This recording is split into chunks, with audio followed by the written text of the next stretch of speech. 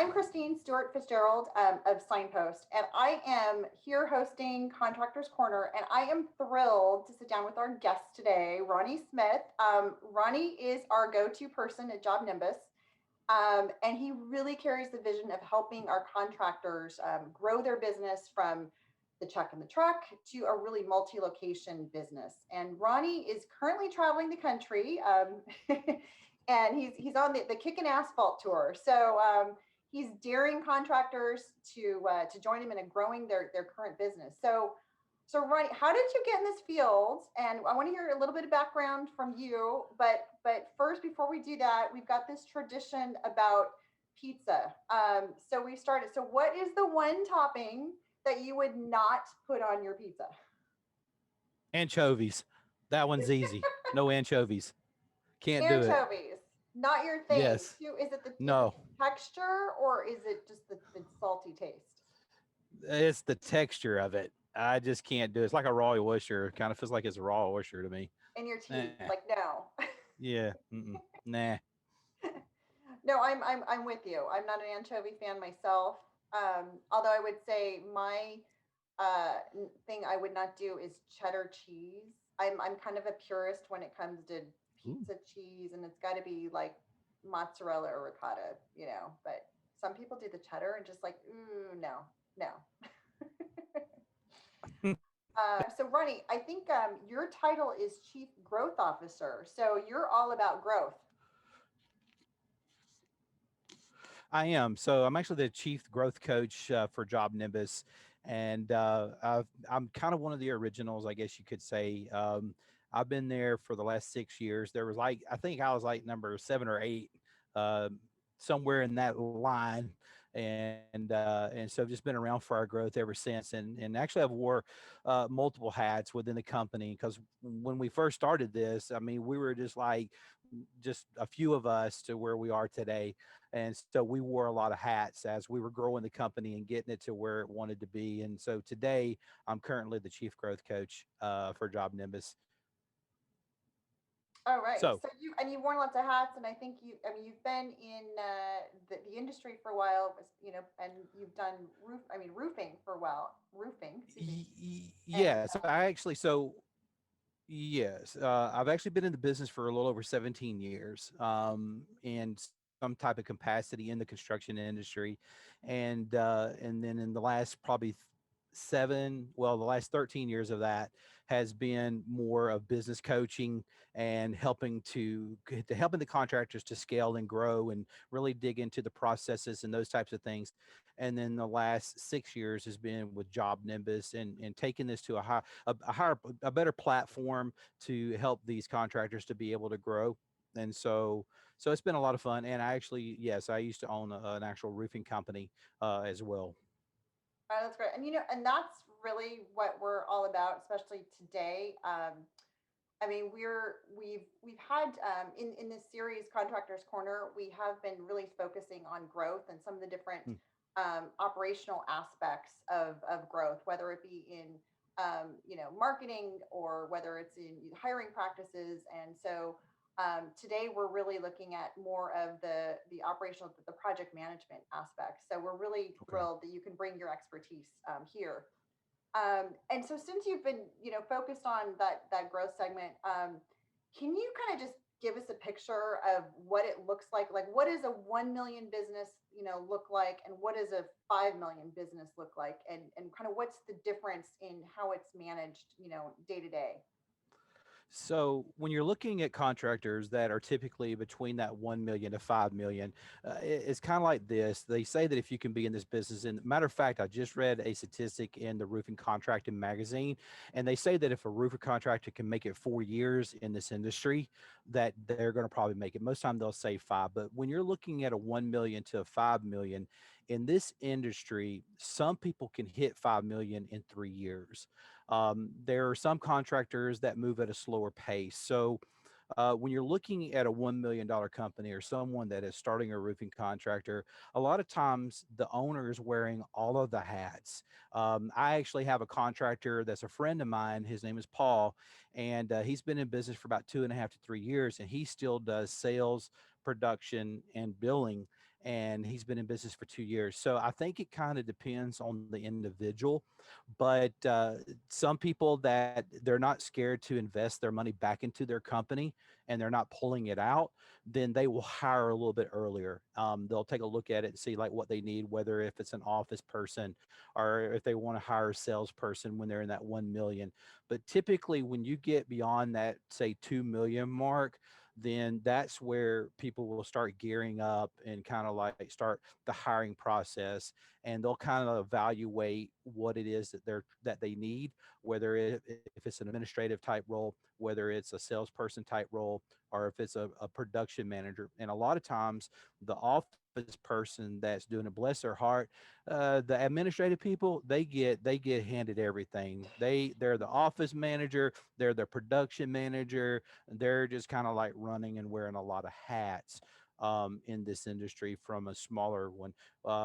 When you get to a $5 million mark, at that point, they're really starting to figure out what roles they need, and they're Mm-hmm. really are starting that growing process in there. But the smaller companies, typically, most of those guys are wearing multiple hats at this point. Mm-hmm. Mm-hmm. And then from an admin, you said like so around the $2 million mark is when they might have hire that office manager or production manager, right, and manage some of those admin tasks. And Right. how are those usually handled? I mean, are like Excel sheets, software. I Oh, mean, specialized for the business. And does it s- require any kind of special training for that as well? that's a really good question. One of the things that we see a lot in this industry, especially the smaller companies, and I'll tell you what, even some of the bigger companies, I just got back from Houston. They're a $10 million company, right? So most of the time they're running off of 3 to 4 different types of softwares. A lot of times they're using Excel spreadsheets to do a part of it. They're using QuickBooks that is doing a part of it. And then they start looking at different softwares, whether it's Job Nimbus or whether it's one of the other competitors that are trying to do that. But believe it or not, we still have a good market that are still on pen and paper that are strictly doing a lot of this by just Excel spreadsheets and QuickBooks. Yeah, yeah. And And I think when you're talking about some of the things that you were talking about, there's the financial aspects of the bookkeeping, yep, and then there the other aspects like the estimation and job costing, right? So I think, are you saying right. that all of those tend to be managed within Excel often? Oftentimes, yes, because like for an example, a lot of the people that are in that $1 to $5 million range is they'll take an Excel spreadsheet and they'll build out several pages of that, and it will get them going and it'll get them to a certain level that basically they can take everything from the going in and figuring out what the estimate's going to look like, and then they'll pull the eagle view and it'll drop the measurements into the Excel spreadsheet that will alternatively it will spit out a material order and a work order. And so for a long time there wasn't other solutions, and so that was the go-to for a lot of the people in this industry, that they would use that and then they would convert into contracts and stuff like that. So people do, but the problem with that is a lot of times everybody don't have the visibility into that. So in other words, it's kind of broken to where only certain people can see certain things in the spreadsheet, and they can't track other things outside of that in terms of job costing and some of the other things that you're Mm-hmm. Mm-hmm. mentioning. And I gotta say, I know with Excel, I mean, I've worked in spreadsheets when it's financials are based in there, and if you accidentally change up a formula, oh my gosh, I mean, your whole entire thing is Mhm. screwed over. Like, oh, okay, yeah, It will really screw it up. bad, right? So I I mean It I've will definitely had that mess when you got things up. multiple people working in Excel, that's kind of a recipe for disaster, right? um but I mean, Yeah, like, totally. some of the It totally and do is. you usually have to hire somebody out too to like how do you even come up with creating a spreadsheet that really is appropriate for your business? Yeah, I mean, there are, believe it or not, there's some of these guys that can do that, but most of the time they'll bring people in, they'll bring in maybe a bookkeeper, and and or someone that is very good with Excel spreadsheets to kind of formulate it. They kind of know what they want. They kind of have an idea what they're looking for, but they some of them don't know those formulas and they can't build it out. So they'll find someone that is very good in it, or they'll sub that out and try to get something built out in the earlier stages of the game. Yeah. But I think when you're saying, just kind of back to the sort of the some of the issues as you're growing and you reach that $2 million mark and you're losing transparency. So what are some of the different, maybe the business issues that arise out of using that type of, software, to manage, the business, like the job costing, the estimation? What happens if you don't have that transparency? Well, you're looking for a disaster because it can. I mean, it can. A lot of times in this industry, it creates a problem. A lot of the guys in this industry, they kind of know their revenue number, right? They kind of know, hey, I made $5 million this year, or gross $5 million this year, but they don't know. A matter of fact, this year on this tour, one of the things that I'm doing is I'm doing an elevation in 2021 by knowing your numbers, okay? Because a lot of people in this industry, they know their revenue number, but they don't know their acquisition costs. They don't know their lead to sales conversion rate. What does that look like for each one of the people? Are you hitting the right gross profit margins? Are you hitting the right net profit margins? And so they don't always know those numbers. And it's happened from a $1 million company to where I've actually experienced this for people doing 10 to 15 million, and they got great volume, but they're not making any money because they don't know the numbers and they don't know how to make the right decisions by not knowing those numbers, if that makes sense. Well, so yeah, so I think you're saying like the numbers, and the numbers that you're talking about, those are being used by, let's just say multiple functions within the company, right? Yeah, So, right, so if it's your sales team, and I mean they're responsible for the leads, and then your production, and then your accounting, right? um so I right. think that would lead to the problems when it comes to the, as you're saying, sort of the, even cash flow. And we've talked about that in some of our episodes, and looking at the business projections down the road. Well, and then too, when you're in this business, you'd be surprised how many contractors leave money on the table by not getting their credits back from the supply house. Because when they're pulling like their measurements and stuff like that, they over order on materials to make sure they have enough material to do the job. But then they either send it back or they don't get their credits. Well, that's money. Ultimately, that could be money on the bottom line that they could get back that they don't. So if they don't pay attention to their credits, if they're not paying attention to their cash flow, if they're not paying attention to the numbers, and it goes from sales to production and in billing. And part of this is like, if the sales team is not doing their part, and then it gets to production, and we're talking about cash flow, right? Maybe I'm getting ahead of the game here, but part of this is that sales, typically the sales guy do a really good job at selling, but let's face it, sometimes they suck at the paperwork.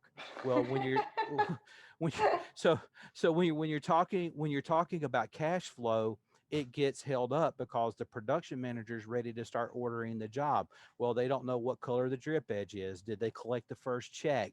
So there's a part of this that goes into it that the cash flow can get dropped in production because they can't get the materials ordered fast enough, get the job scheduled so they can get it built to where they can get it into the billing to collect that final payment.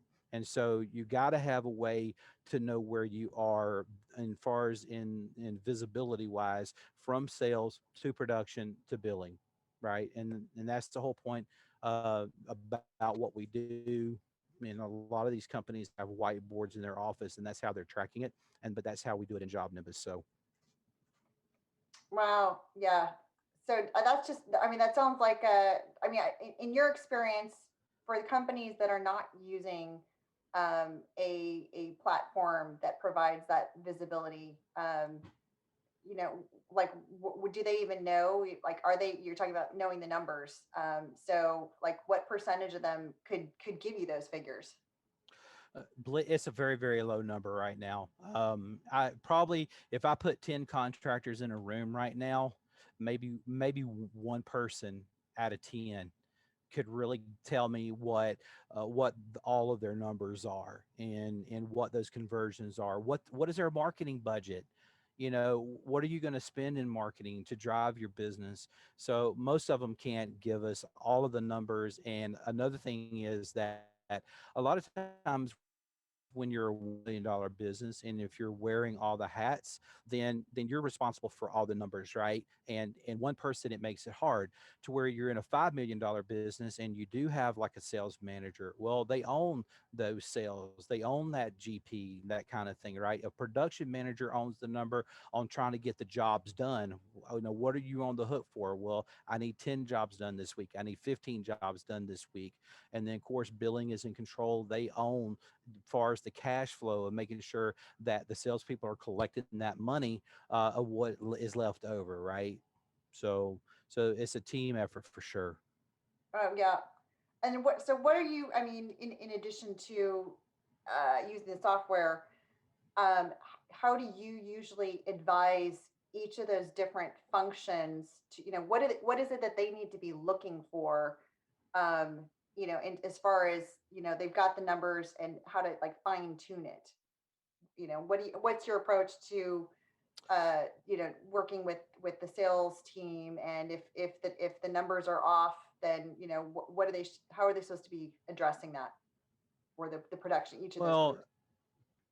yeah, if I heard you correctly, it's like how is each one? And before I answer that, I'm gonna back up just 1 second.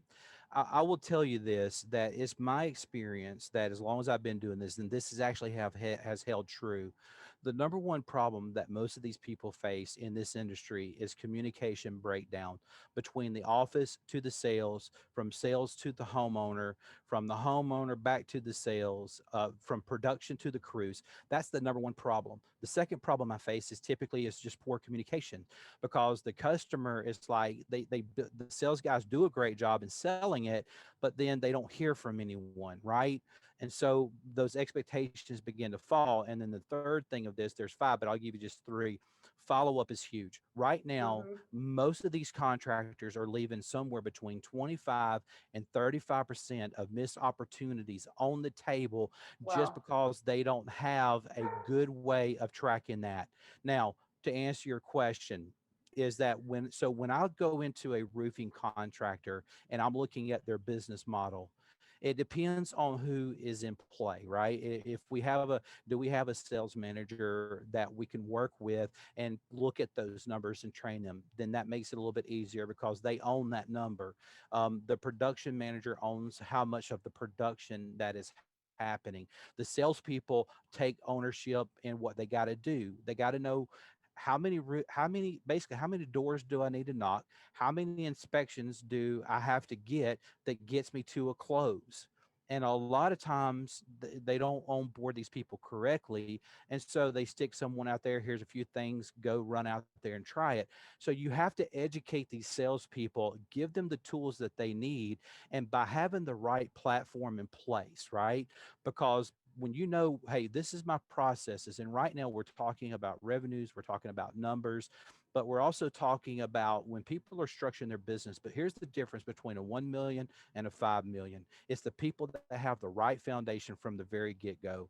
The people, if you are one person and you're wearing all of the hats, you need the processes worse than someone that has the other people, because you are wearing all the hats and you let things fall through the cracks. So you got to have a solid process and a foundation, from everything from lead acquisition, from the time the lead comes in, to what that process is, to what it looks like, that it gets to a signed contract, to where it gets passed off to production. And then that opens up the communication, right? Because now everybody's on the same page. They're in one system, they're doing it together. And when a customer calls in, they don't have to say, well, I don't know, let me call Harry over here on sales and figure out, and I have him to call you back, right? It's customers, they don't like that. They want an answer. And so by basically having the correct process, knowing your numbers, that's what separates a 1 million to a $5 million company. And it works all day long. I've done this all day long. I love it. No, that's a great way to summarize that. And I would say also, it's almost, it sounds like, I know we've talked to some other folks on kind of the hiring, and they've said it, so much of it starts with contractors really, knowing what their core values are as a Hmm. company, and making sure everybody on the team is on board with those core values so that they can communicate that at any given time, whether they're in sales or whether they're in production, so that you have that unified message. And then, yeah, they're using the tools just to get the visibility, but it really comes down to every person is a touch point to that customer experience. I mean, at Signpost, we're all about customer experience, and customers interact with each and every employee, whether it's the accounting folks or the sales folks, and you want to have some degree of consistency and professionalism that reflect the company brand. So I can see where, yeah, it's really important that everybody understands what that is at that core level. Well, if I could, can I piggyback off of that Oh, or? absolutely, yeah, please. So when you're absolutely right. In core values, when you're looking at the type of person you want to bring into your organization, that is 100% key. But you have that piece of it, because I've done this, because when you're looking at the core values and you hire the right people, you can give those people a problem, and they're going to go find the solutions. And a lot of times when we're talking what separates the business from a 1 million to a 5 million, here's the other thing. At some point, the owner has to shift from working in the business to where they can start working on the business, because they cannot do everything. And so, I take, I'll just take Reinhardt Roofing out in Amarillo, Texas. They've been in business for 36 years. They've been on pen and paper the whole time, and they're doing 20, $25 million, which is awesome.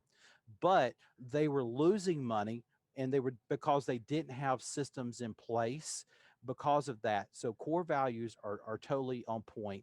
And then the second piece of this is that a lot of times, from a growth advisor, or like when I'm consulting with people, is we're finding out, okay, what's the core values? What is your vision?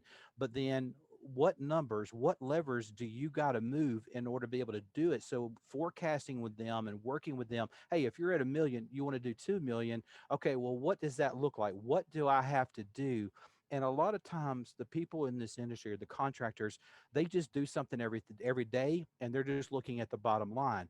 But if they will start forecasting it out and setting a goal, if I'm at a million, I want 2 million. Okay, well, then what's that look like? Well, how many roofs do I got to sell per year, per month, per day? How many salespeople am I going to need? What is my closing ratios? What does that look like? And then you can set up quarterly, like, planning. What the next step for people that are looking to grow their business, you'd be surprised how many people in this industry don't even have manager meetings with their people, to Well, basically to be able to go through here and say. And I don't mean just like a BS type session where you come together and you're just kind of talking. It's a legitimate, we have this at Job Nimbus, and we do this a lot, and we're very good at it. We're having meetings to talk and to strategize and to figure what the problem is, to know what levers we have to move to get to the next level. And that is the one thing that we're trying to also adopt to the contractors, to get them to do like a quarterly meeting, understand what it is that they need to do, and then back it into every day that they got to do to get to that quarter. So those are just some key components in there, that to get to that next level, is going to require that type of dedication if they truly want to get to the next level. mm-hmm, mm-hmm. And it sounds like too that part of your coaching is around developing like the strategy. You say, hey, not just looking at the bottom line, but what does it take to get to that next level? And does that mean we need, people like, who have a certain skill set or different, tools? I mean, and do you do that in house or do you outsource it? And if you're, if you're going to outsource it, great. But then if you want to do it in house, maybe you need to make some certain kind of investments there as well. Um, so like when, when does that usually happen, or what are sort of those triggers for contractors to say, hey, I'm really serious about making this kind of strategic investment? Well, one thing about this industry is that I have found most of these guys are not scared of making an investment back in their companies. They're not scared to spend the money. Hmm. I think a lot of it has to do with just them being honest with themselves to figure out what their strengths and what their weaknesses are. We have this thing, about putting the right people in the right seats and making sure that they flourish there. And I think it comes down to an honest assessment from an owner standpoint to realize, hey, this is what I'm good at, and this is what I'm not so good at, and then trying to surround people. It could be that they got to hire people in that does have a street. There's a lot of people that own a company, entrepreneurs. If you're a true entrepreneur, you're a visionary. John Till will tell you, you can come up with 1,000 ideas, but then you got to have someone that can take that and integrate that, right? And so I'm all visionary. I can integrate and do some of those things, but it's like trying to surround yourself with those type of people, and it may be either you hire for it, you may hire a business coach that can kind of help you to come in an inexpensive way to start working with you to figure out what that looks like, and then put a roadmap together to say, okay, hey, if this is your strengths, and I've had to do this before with people, like, what do you want to do? You're all over the place, and you're wanting to do roofing, siding, gutters, and windows, which is great because that all fits within the parameters of what you're doing. But then you want to get into bathroom remodels, and you don't even have the infrastructure. So visionary people are just sometimes can get where we're all over the place. So having that structure and having someone like that, like a coach, a business coach, someone that can mentor you, is definitely a way to go if you don't have someone in your organization or you can't afford to hire someone right off of the bat to do that. Does that answer your question? Yeah, I think so. Yep, yep. And then and then even from a tools investment standpoint as Oh well. I yeah. mean, like, how does, like, when do you often see contractors saying, okay, well, I know what I want to do, and I need to do from the visionary standpoint, but let's say from the we're talking about project management specifically here. So from a project management standpoint, what do I need, to get there and to add, to achieve that? So, like, when does that usually take place to make that kind I'm of gonna investment? I'm gonna be honest with you. They need to make that investment. If you're going to open up your doors, yeah, you need the software. I mean, you got to invest. You got to have something, with like Job Nimbus, because you can set all the structures. We are the main platform that we can pull a lot of integrated partners in.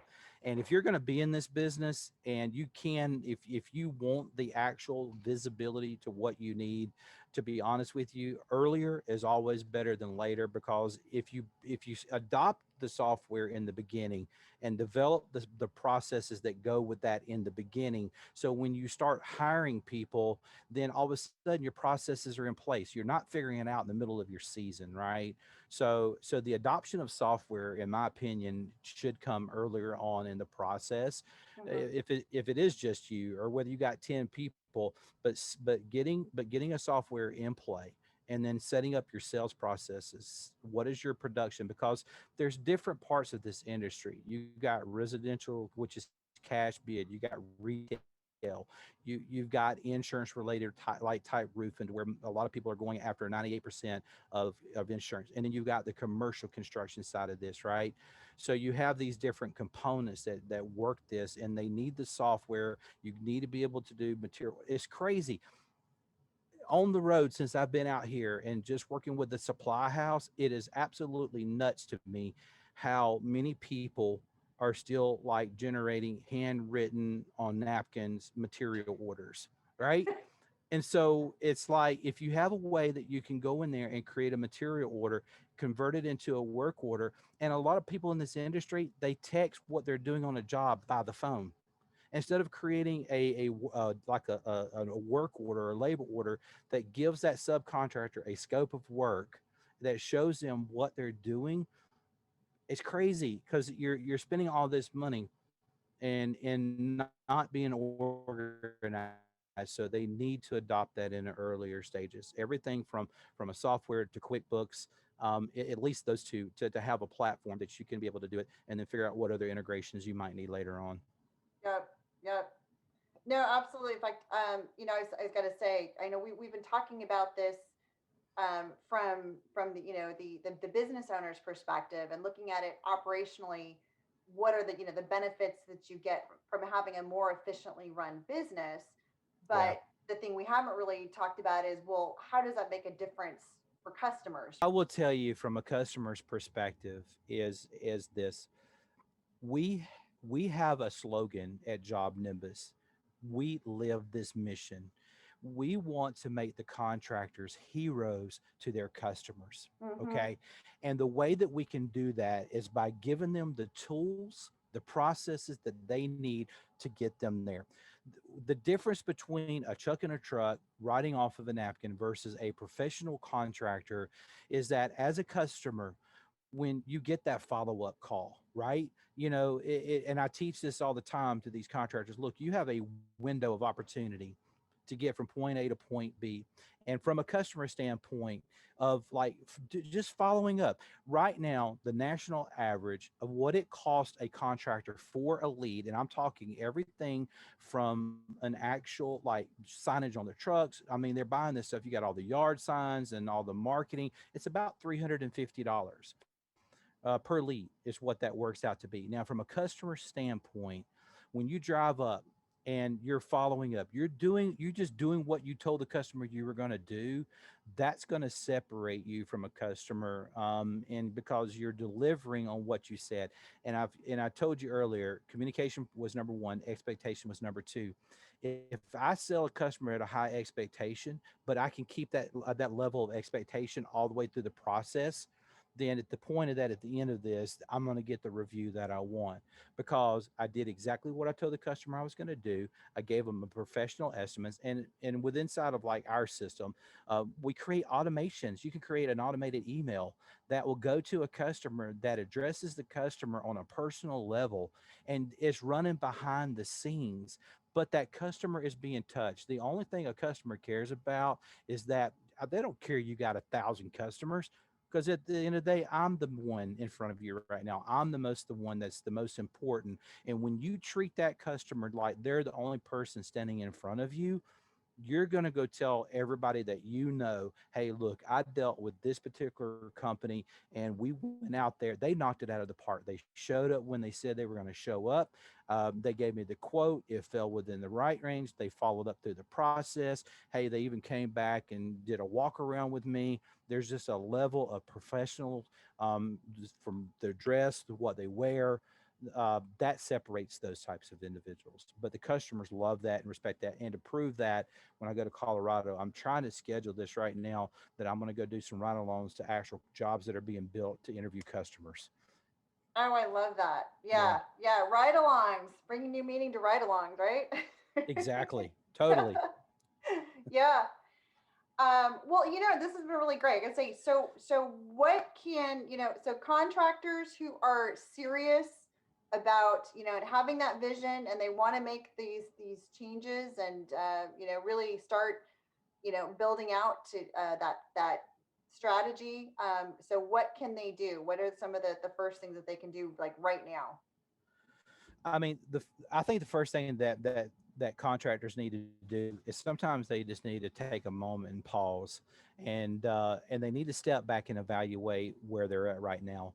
And then the next thing they need to do is they need to figure out what's not working. Don't let it go through the whole season and say I'm going to address it at the end of the season.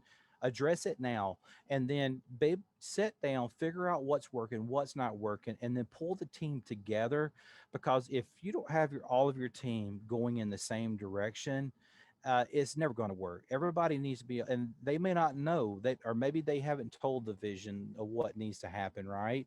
So one thing that they could do is they just need to have a reality check, look at everything, set the right visions, set the right structure, and then figure out from there like what tools that they need to implement that will get them to the next level. But the first thing is you got to make sure you got all the right people on the right seats and the right people on the right boat, and they're going in the same direction. They're rowing in the same direction. Yeah. No, sage advice. Absolutely. Well, I say, hey, thanks, Ronnie. This has been a really great discussion and very insightful. And you guys, I think if as a, an entrepreneur, I think, they've really got to sit down and think about what it is. It's not an easy silver bullet, but, No. and the answer is going to be different for each and every business owner. Um, so I just want to say, yeah, thanks for kind of highlighting, all these different aspects. So for our viewers today, I'm going to say we do have some great resources. We have a number of things that we're posting on our websites. You can look below in the video description for some of those resources. Visit jobnimbus.com and you can get the free trial of their app. And you can follow Ronnie's Kicking Asphalt journey, and we've got a link below as well. Yep, see him where he's at. All right. And here at Signpost, we are, happy to help. We love talking about customer experience. So we can help you really boost your customer reviews. So click links, and we've got, like I said, downloadable resource. Hit the subscribe button. Woohoo! Anyway, thanks, Ronnie. You're welcome. My pleasure. Thank you for having me.